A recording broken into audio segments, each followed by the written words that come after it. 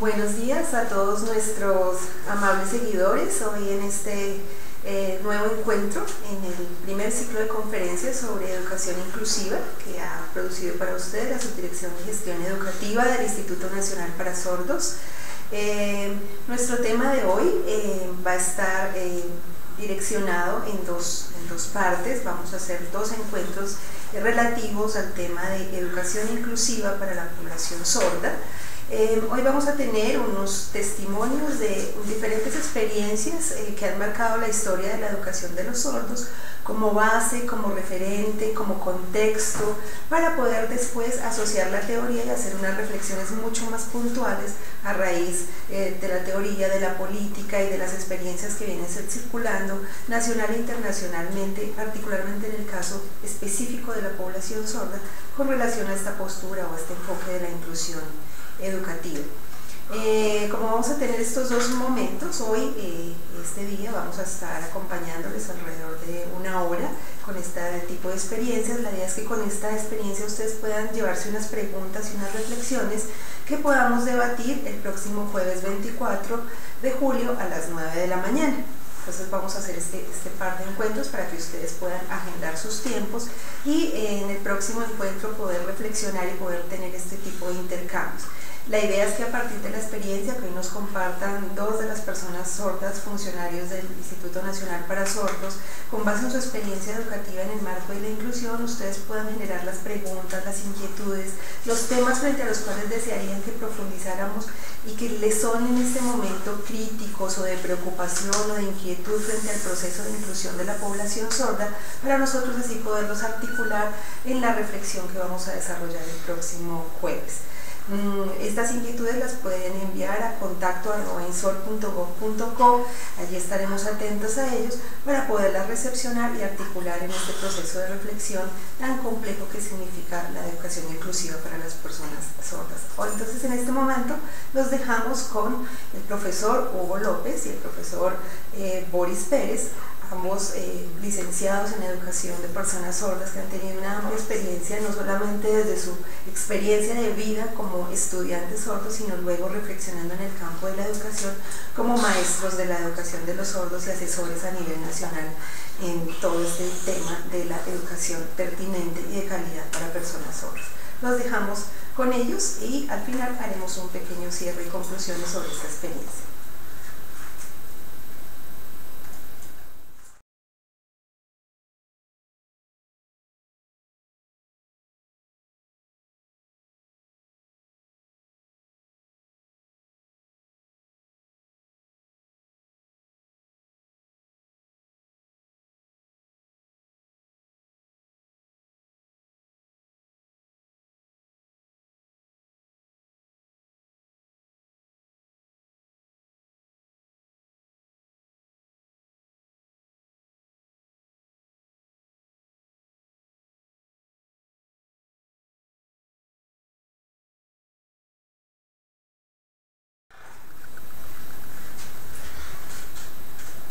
Buenos días para todos, esta es mi seña.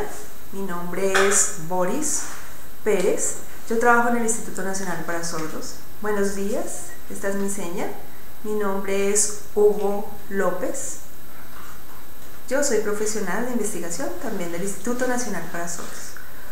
Hoy vamos a hablar sobre un tema alrededor de las experiencias de inclusión de las diferentes entidades educativas y particularmente vamos a recuperar una experiencia que fue la que dio inicio a muchos procesos de inclusión, como fue la experiencia de Alfredo Binet. Quisiera que tú nos contaras en general cómo fue esa experiencia en ese contexto inicial. Bueno, yo les voy a contar esa experiencia. Cuando empezó el proceso no fue fácil, fue un proceso muy difícil, muy complejo. Porque fue empezar a interactuar con el grupo de sordos con un grupo de oyentes. El ambiente educativo cuando ingresamos allá, pues todos eran estudiantes oyentes que ya tenían sus grupos consolidados. Bueno, no importa, no teníamos en ese momento muchas preocupaciones al respecto. Lo primero que empezamos a evidenciar fue profesores que hablaban y hablaban y hablaban, nos hacían preguntas directas pues a través de la mediación del intérprete, pero pues habían muchas cosas que internamente nos empezaron a generar mucha inquietud y mucha reflexión. Los profesores no tenían un reconocimiento particular de quiénes eran los sordos, sino que explicaban los temas generales para todo el mundo y venían preguntas directas, preguntas que por lo general ellos desviaban o no tenían un conocimiento muy profundo al respecto, porque no conocían mucho de la historia educativa que habíamos vivido nosotros previamente a esta inclusión, y pues esto fue de gran impacto porque vimos el desfase tan importante que había entre los sordos y los oyentes. Pero realmente porque habíamos vivido unos procesos muy distintos los grupos de los sordos y los oyentes, y allí empezó un gran proceso de confusión. Y esa historia previa que tú tuviste realmente te dio las bases fundamentales para la educación. Háblanos un poco de ese proceso de formación previa. Antes, ¿cómo fue la formación? Fue muy diferente. Inicié con un proceso de rehabilitación en general. Realmente no eran profesores, eran más fonoaudiólogos o educadores especiales, y el objetivo de la formación era más el desarrollo de la habilidad oral de los sordos, pero muy poco el desarrollo académico, más el proceso terapéutico de hablar, de poder intercambiar a través de las habilidades orales como oyentes, la verdad, repetir como loros, pero realmente construcción de conocimiento, de procesos reflexivos, muy poco.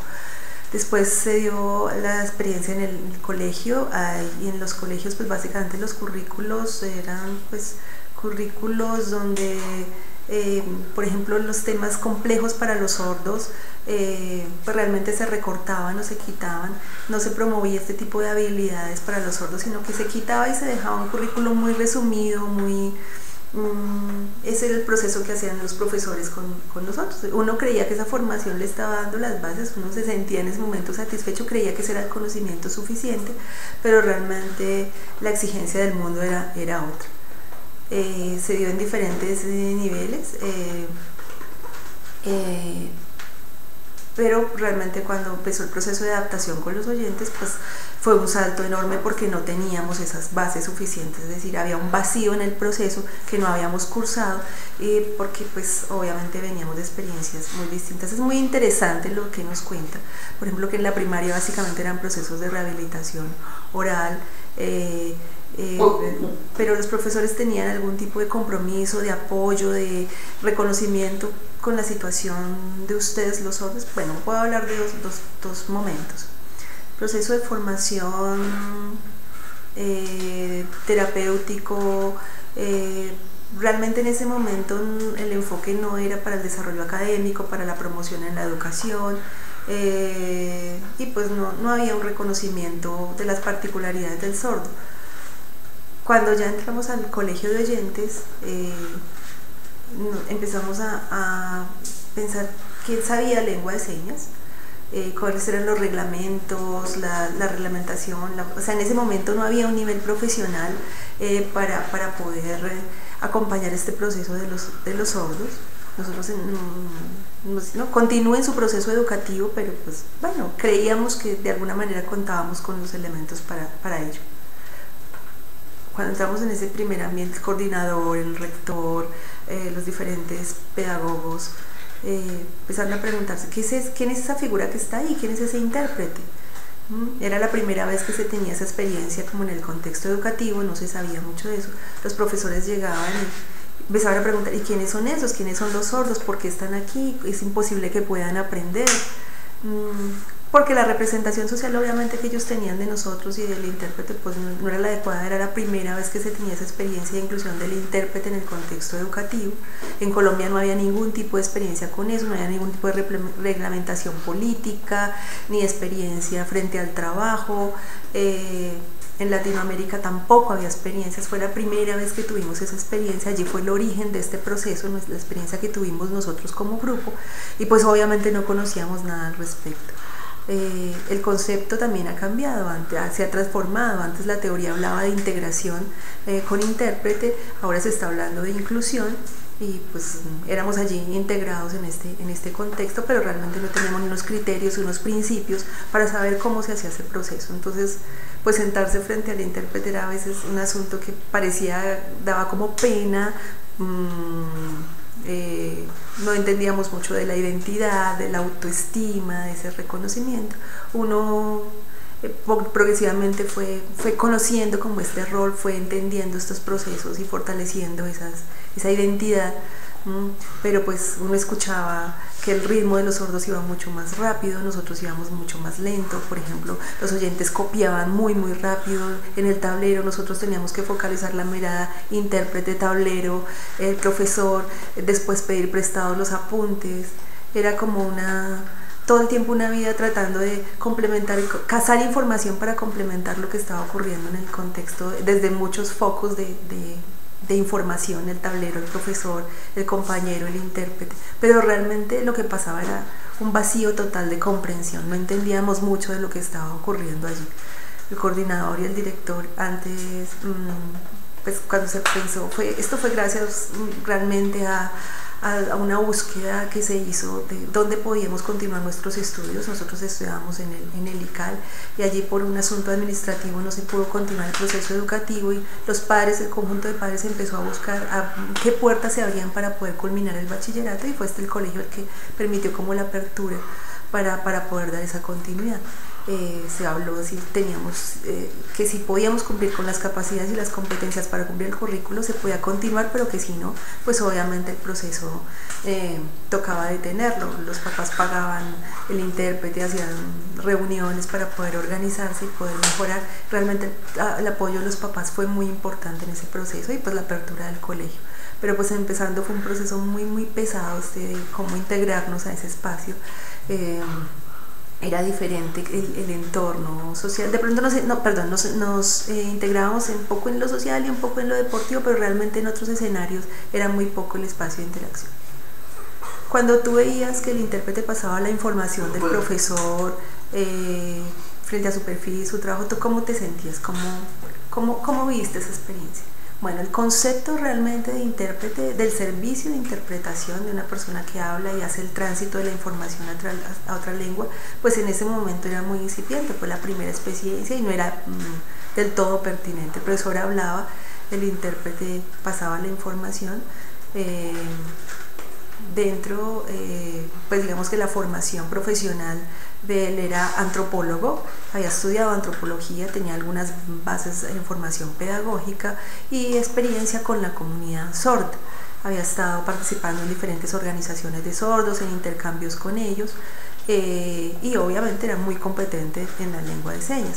Pero ya entrar en el terreno académico, uno veía su cara de inseguridad, de insatisfacción con lo que estaba transmitiendo, porque allí empezó una reflexión en torno a los acuerdos y la importancia de saber que muchas de las cosas que estaban allí no se estaban comprendiendo, y que era necesario que él se desvinculara un poco del rol de intérprete y empezara a hacer complementaciones frente a las cosas que sabía que los sordos no tenían las bases o necesitaban algún tipo de complementación. Por ejemplo, los profesores hablaban sobre una palabra de uso muy cotidiano para los oyentes, una frase de tipo académico, y el intérprete la escuchaba y empezó a reflexionarse de qué manera puedo transmitir ese contenido, y entonces empezaba a ampliar los conceptos, a ampliar lo que allí se decía, y esto pues nos permitió un poquito más de participación, no total, pero era porque él hacía ese tipo de complementaciones y de ayudas.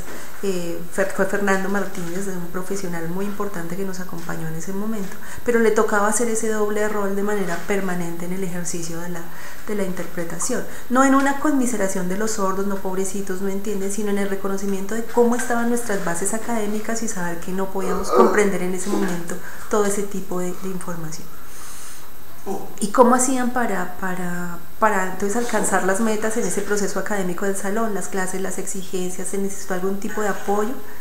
Bueno, lo que hacíamos era por la mañana y por la tarde tener el apoyo en las clases, y por la tarde pues debíamos pagar todo ese proceso de tutoría para que nos fortalecieran en lengua de señas y en los conceptos que no habíamos vivenciado en la mañana. Por ejemplo, el profesor en la mañana tenía una metodología que obviamente no era pertinente para los sordos, porque el profesor hablaba todo el tiempo, tenía guías específicas para los oyentes, una metodología pertinente para ellos, en donde iban alcanzando sus logros, pero no siempre esa metodología le era coherente con el proceso de los sordos. Y pues no podía hacer guías para los sordos, guías para los oyentes, o metodologías para unos y para otros, no porque fueran malos profesores, sino porque realmente no sabían, no conocían cuáles eran las particularidades de los sordos, y pues eso obviamente hacía que nos fuéramos atrasando en el proceso. El intérprete pues obviamente cada vez iba enfrentando a más vocabulario, más palabras, más términos, más esfuerzos académicos. Entonces pues nosotros copiábamos todo lo que allí pasaba. Y también pues él llevaba como un registro de cuáles eran las bases académicas que nos faltaban, y por la tarde entonces hacíamos ese proceso de tutoría con el mismo intérprete, con el mismo Fernando. Obviamente era un costo adicional. Y por la tarde, ¿qué hacíamos? Entonces, por ejemplo, los términos, las palabras que no conocíamos y que creíamos que teníamos un concepto, pero realmente estaba errado, no por culpa de los maestros, sino pues por culpa del proceso anterior, de la manera como había sido.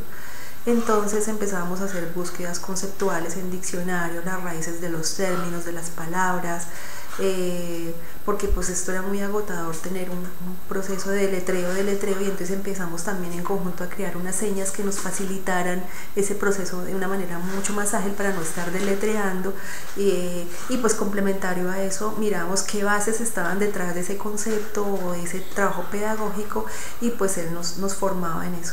Y así en cada grado, sexto, séptimo, para lograr tener como el nivel de noveno. Y fue un proceso muy largo, fue un tiempo exhaustivo. Nosotros empezamos en la tarde y llegábamos casi hasta la madrugada todos los días en ese proceso de tutoría, para poder recuperar todos esos años de vacío y de no comprensión. Entonces teníamos que darle duro todos los días hasta la madrugada, para lograr nivelarnos un poco al nivel que tenían los oyentes. Realmente no era un tiempo tranquilo, de satisfacción, de estar en el colegio. Fue un tiempo de sufrimiento, de colegio por la tarde, madrugada, volver a madrugar al colegio. Fue un tiempo de mucho esfuerzo, dada la impertinente pedagogía que allí se ocurrió. En este proceso por la tarde, ¿cómo era el proceso de tutoría, de construcción de esos vocabularios, de esos términos? ¿Cómo lo hacía? Bueno, en el proceso de tutoría, pues como te digo, nos explicaban los conceptos claramente. El grupo se promovía una discusión entre los sordos, luego de tener claro el concepto, donde se proponían, digamos, la construcción de la seña, mirábamos si era pertinente o no, si realmente nos permitía una aproximación al concepto, volvíamos nuevamente a mirar si lo habíamos entendido bien, hasta que lo tuviéramos lo suficientemente fortalecido para poder llegar a un acuerdo. Empezamos a hacer también como unas exigencias frente al colegio, frente al hecho de que reconocieran el proceso de los sordos, que nos apoyaran, por ejemplo, en las organizaciones de sordos, pero pues no, pues ese es su problema, esa es su situación, es lo que ustedes están enfrentando en la educación privada, pues organícenlo ustedes. Sí, pero ustedes como comunidad sorda, me estoy refiriendo a las organizaciones de sordos, nos pueden apoyar en la construcción de este vocabulario, de estos términos, de estas expresiones que necesitamos para la escolaridad, pero no recibimos el apoyo requerido. En ese momento no había, digamos, una ley que apoyara la lengua de señas o los sordos. El INSOR estaba promoviendo otro tipo de desarrollos. Después se interesó por conocer nuestro proceso, por participar, por mirar cómo era la experiencia, y se empezaron a hacer como otro tipo de propuestas diferentes para la educación y para formular estas leyes que promovieran el respeto por la lengua de señas y la comunidad sorda, y es cuando surge lo de la ley 324, a raíz de todas estas experiencias y estas movilizaciones de diferentes grupos, que se empezara a hacer este reconocimiento de la lengua de señas. Pero pues en ese momento, como no había ese apoyo, el reconocimiento era muy poco, fue más una movilización que no fue fácil para los actores de esa comunidad. Estás hablando de que cuando entraste al proceso de integración con oyentes fue muy complejo. ¿Tú sientes que se han dado cambios o transformaciones frente a tu experiencia a lo que ocurre ahora? Bueno, te quiero aclarar una cosa. De sexto a noveno estuve en otro tipo de experiencias. Después entonces ya en noveno fue que empezó esta integración con intérprete. Entonces el INSOR se interesó por conocer como esta experiencia y apoyar el proceso de los sordos, y se fueron abriendo otros colegios distritales con este tipo de modalidad. Pero nuestra experiencia fue en un colegio privado, y que se abrió después del interés del INSOR por empezar a averiguar cómo había sido esa experiencia, y se abrieron en otros espacios. Ya respecto a la pregunta que me haces, pues realmente yo estoy en desacuerdo con muchos fenómenos que han ocurrido. Siento que se copió de una manera similar la experiencia que nosotros desarrollamos en esta escuela privada y se ha venido abriendo y abriendo más escuelas, pero no se han hecho las transformaciones ni las evaluaciones requeridas sobre esa primera experiencia para realmente mejorar el proceso. Creo que no es suficiente un proceso en el que solamente esté la mediación del intérprete y no más y no se haga en ningún otro campo. ¿Cómo ves el trabajo de los padres, el apoyo de los padres frente a la inclusión educativa de los sordos en este proceso? Uno ve en el ambiente general en Colombia, por ejemplo, la experiencia de los padres, se preocupan, buscan los colegios, buscan las universidades. En el caso de la experiencia de nosotros, el apoyo económico fue importantísimo y la búsqueda de esas oportunidades para abrir esas experiencias. Los padres en general pueden empezar muy organizados y muy unidos, pero estas organizaciones se van deteriorando porque pues realmente el gobierno apoya con intérpretes, con ciertos servicios de apoyo, pero digamos que se asume como que estos servicios de apoyo son suficientes para la integración, pero pues no hay como una atención particular frente a lo que requieren los padres en particular. Antes la experiencia en la universidad, nosotros intentamos entrar como grupo, abrir esas puertas y poco a poco digamos que estas movilizaciones han ido desapareciendo porque pues el gobierno apoya el proceso de interpretación y se cree que ya es suficiente en unos colegios y en unas entidades educativas, y en otras pues sigue siendo un esfuerzo particular. ¿Cuál es el origen de que estos procesos vayan diluyéndose o desapareciendo? ¿Cómo comparas ese tipo de experiencia?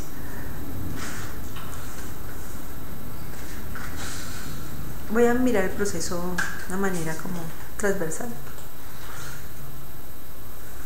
¿Qué cambios se han dado? La lengua de señas obviamente se ha enriquecido mucho en el contexto académico, creo que eso es un buen desarrollo, pero ¿cuál es el problema al respecto? Las adaptaciones o los ajustes que se hacen no son suficientes. Por ejemplo, desde la experiencia con intérprete creo que eso es, el asunto del vocabulario, de la lengua, de los servicios de interpretación. El profesor basta con hablar, y siempre cuando habla, esto está direccionado con una metodología que va apuntando hacia un tipo de construcción.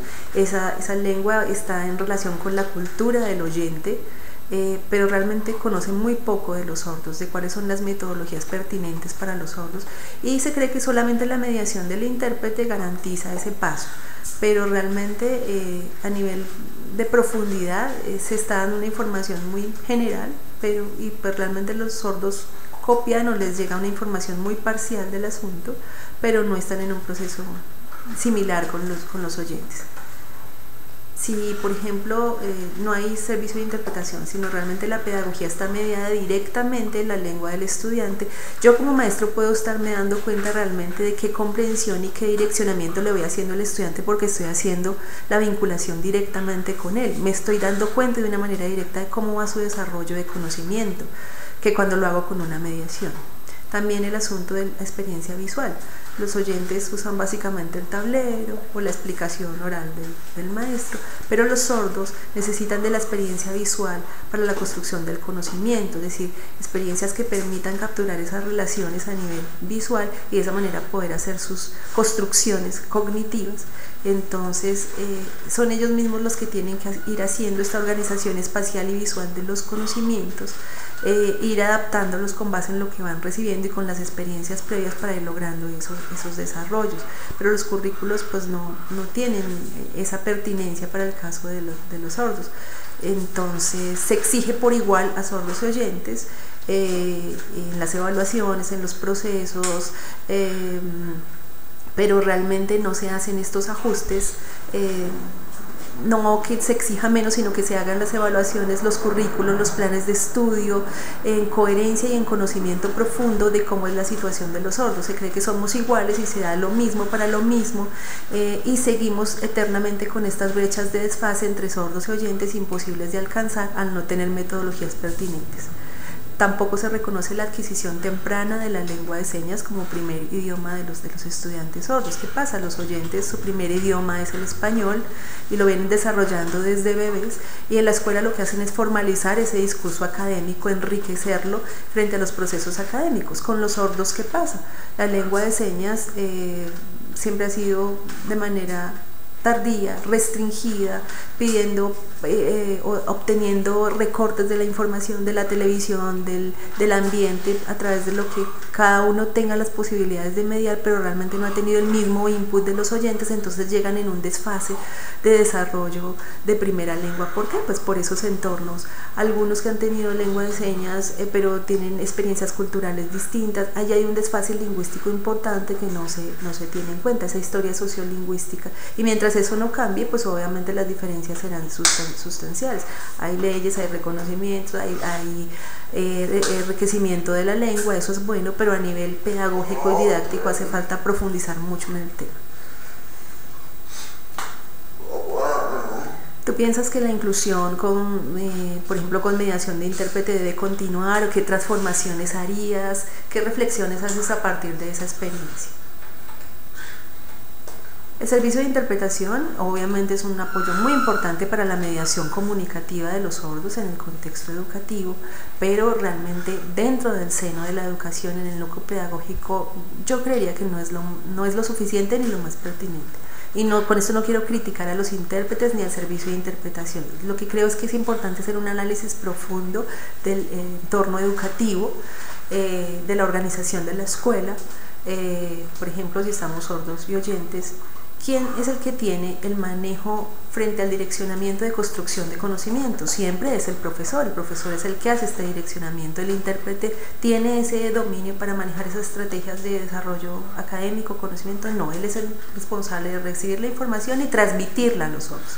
Segundo, a nivel lingüístico es también necesario hacer otro tipo de profundización. El uso del lenguaje articulado con la cultura de los hablantes de esa lengua debe estar en la base de una construcción pedagógica.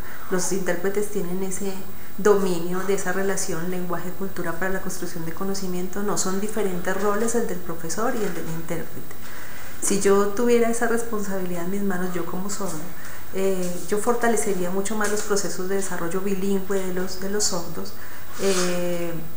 permitiría que los sordos estén todo el tiempo en una mediación pedagógica en su primera lengua, direccionada por un profesor que lo maneje directamente. Y si veo que hay algo, y podría ir llevando la orientación del proceso en el que va cada uno, tanto a nivel de lengua como a nivel de lenguaje y de desarrollo académico. Y de esa manera podríamos tener unos procesos mucho más equitativos y similares entre sordos y oyentes, porque yo puedo ir direccionando como maestro esos desarrollos. La experiencia a mí me dice, por ejemplo, desde antes, las preguntas que hacían, por ejemplo, yo las hacía en español signado, contestaba y generalmente siempre estaban equivocadas o débiles o con faltas de argumentación. ¿Por qué? Si yo hago un análisis ya, ¿qué significa eso? ¿Qué significa eso? Realmente mis interpretaciones son distintas a cuando tengo la posibilidad de intercambiar, interactuar. No, yo interpreté distinto a lo que interpretaste tú. Cuando yo hago estos pasos a la lengua de señas de una manera más fundamentada por alguien que esté guiando realmente ese proceso de comprensión mío, las profundizaciones y las comprensiones son distintas. Entonces, realmente parece haber como una conciencia solamente por responder, cumplir con las exigencias, pero no realmente por una adaptación clara para la construcción de conocimiento de los estudiantes sordos. Creo que hay muchos puntos por analizar en estos procesos de inclusión de oyentes y sordos que son muy importantes tener en cuenta para hacer las adaptaciones requeridas. ¿Tú sientes que los planes de estudio, los currículos deben ser los mismos para sordos y para oyentes? El currículo en general está hecho y pensado para los oyentes, con estándares para oyentes y con metodologías para oyentes. Pero ¿dónde está el reconocimiento de las condiciones lingüísticas, académicas y particularmente de esa historia educativa que traen los estudiantes sordos? No está, y eso lo deben tener presentes los currículos. Y no se trata con esto de decir que hay que bajarle la exigencia al currículo, de quitar contenidos, no, se trata de tener el mismo nivel de exigencia, pero currículos que sean pertinentes a los procesos y desarrollos de cada uno. Procesos de evaluación pertinentes a cada uno. Eso es muy importante tenerlo en cuenta. Reconocer la diversidad de los sordos, que no todos los sordos son iguales, que en la comunidad sorda hay muchas diferencias. Por ejemplo, es muy diferente el estudiante que viene de lo rural a lo urbano, que ha tenido unas experiencias pobres en lengua de señas o en contextos educativos, que ha adquirido la lengua muy tarde. Ese estudiante pues obviamente no podrá tener el mismo nivel de desarrollo, de experiencia que uno que viene de un proceso, digamos, de rehabilitación fallido, de procesos de rehabilitación oral, y tampoco se puede condenar su fracaso académico porque es que su historia ha sido distinta a, por ejemplo, un sordo hijo de padres sordos que ha venido con experiencia en lengua de señas, entonces no se puede catalogar a este como superior. No, todas esas diferencias las debe tener en cuenta quien diseña los currículos para sordos, porque justamente la diversidad es tal que requiere unos procesos pedagógicos muy particulares. Cuando todos adquieran la lengua de señas de una manera uniforme, equitativa, seguramente podremos tener procesos más estandarizados y similares, pero en este momento a nivel social, cultural, la representación es muy negativa sobre los sordos. Hay muchas discusiones aún al respecto y hay que empezar a dar esos giros y esas transformaciones para realmente apuntar a una educación pertinente. Frente al asunto de educación inclusiva y desde esa experiencia del BINED y ahora ya en tu trabajo en la universidad, en instituciones de tipo tecnológico, ¿cómo es el futuro de este proceso? Bueno, siento que se han hecho grandes esfuerzos. Realmente siento que, por ejemplo, mi experiencia en la universidad fue un total sufrimiento, porque el nivel académico también generaba una distancia frente a las condiciones con las cuales egresamos del bachillerato. No obstante, asumieron el reto de iniciar el proceso de educación superior, pero también significó lo mismo: tiempos de universidad, tiempos de tutoría adicional. Todo el tiempo ha sido con estas tutorías adicionales para poder lograr como estos niveles, para recuperar estas brechas y estas distancias. Entonces, pero lo mismo, uno siente que todo se basa en una representación muy particular de los sordos, muy negativa, que no reconoce estas historias y estas particularidades, y sencillamente la equidad se homologa con igualdad, es igualdad de conocimiento, igualdad de currículo, pero sin hacer los ajustes pertinentes que se requieren para lograr esa igualdad y ese mismo nivel de desarrollo. Es muy importante la pregunta que me estás haciendo frente a cómo es el proceso de equiparación de oportunidades frente a la inclusión.